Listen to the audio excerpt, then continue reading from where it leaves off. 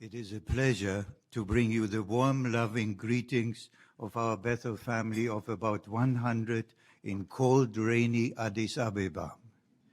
Yes, the Ethiopian highlands are green from heavy rainfall and even from hail.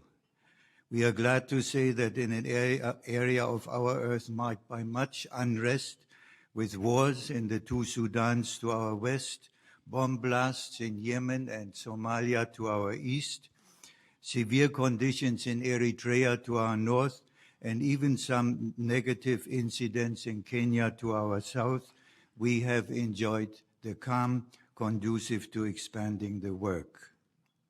Despite the weather, our now over 10,000 publishers, 10,011 was the latest peak, are very active in Jehovah's service. In both March and April, when we had warmer weather, 44% were in pioneer service, but we are expecting a report of good participation in cold August as well.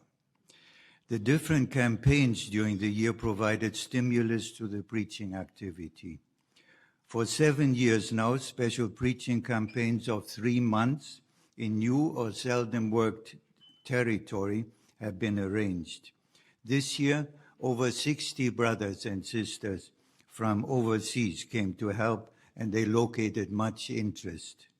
This has served not only to reach a larger segment of our population of nearly 90 million people, but also to stimulate our local publishers to see the joy and responsibility of expanding the harvest work. Another campaign was the worldwide work with tract number 38 entitled Can the Dead Really Live Again? During this activity, a pioneer brother saw a sad-looking man come out of a house. When he was offered the tract with its appealing question, it readily captivated his interest.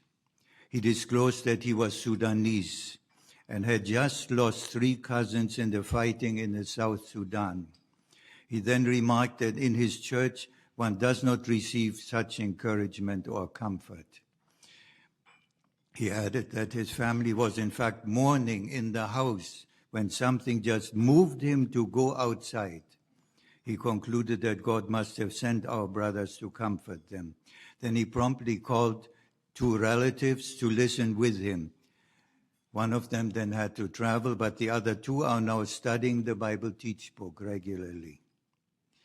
This was also the year for us to begin special metropolitan public witnessing. The first place where this was arranged was the regional capital and university town of Adama. The results exceeded all expectations.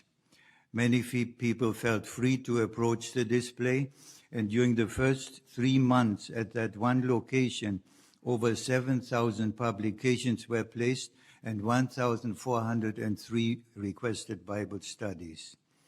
The effects are far-reaching.